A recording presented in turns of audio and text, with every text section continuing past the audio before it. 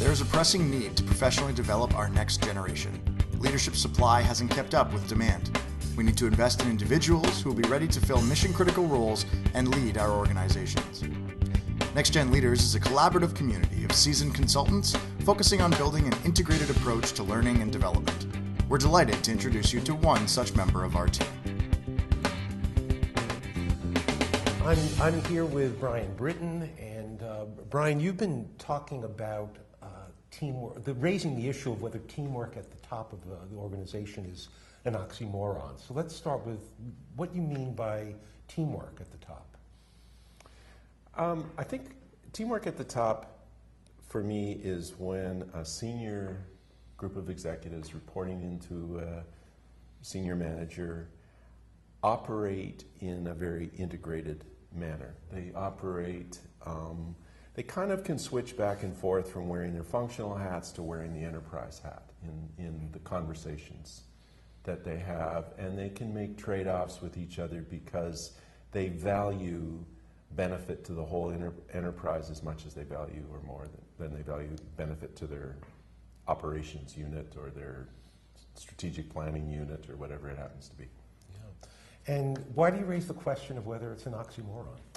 Well, I'm not sure if that's exactly the right term, but I think the forces that take executives away from the team and thinking about teamwork are usually much greater than the forces that pull them together as a unit. So I've said the centrifugal force is greater than the centripetal force on most executive teams. So they call themselves a team, and I would say, in my experience so far, 80% of those teams are not real teams. They're work groups that get together, but they're not real teams. So, you know. What are the forces that pull attention away from the center? I think it's, even though they're told that teamwork at the top is important, what they're really paid to do and what they're motivated to do is do well in their functional areas, whether it's sales, whether it's operations, whether it's, you know, and they know how to do that. They don't always know how to operate as a team. It's kind of, it's rarely made explicit. It's often made implicit. But you know, we got to be a good team. But nobody sits down and says, well, what does that actually look like here? You know, but they pretty much know their functional work.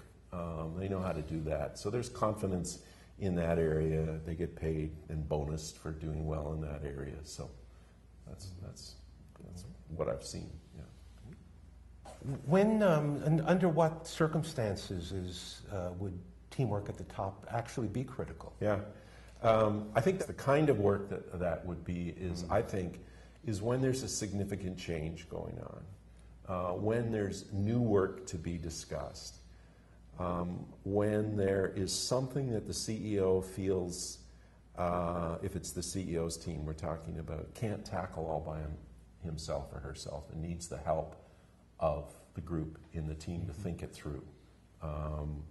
So those sort of big, meaty, strategic change agenda issues, I think, are when I'd almost wish the group would say, okay, we've met 4 times in the last month.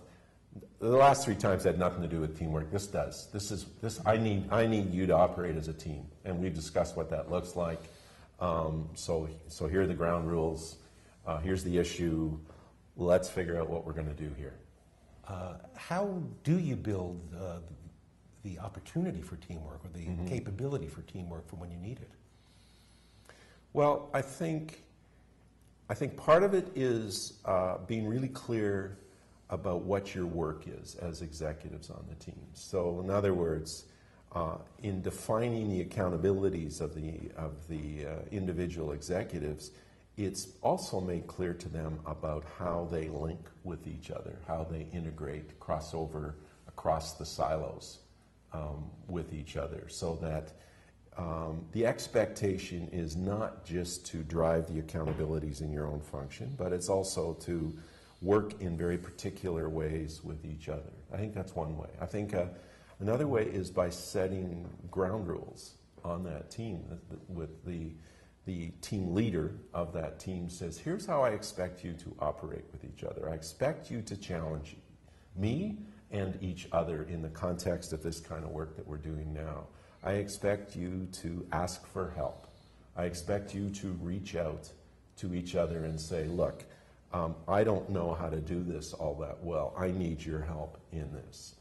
And I expect it to be okay and not threatening for one of us to say to the other, I think you're really wrong about this. I think we need to talk about it, even though it's not your functional area, your silo that you're addressing. I think there has to be enough familiarity and trust that has to, and that's another thing, this doesn't happen right at the beginning. You've got to build a foundation of trust for these things to play out, I think. And how do you know you've got it? You think you've built it, how do you know you've succeeded?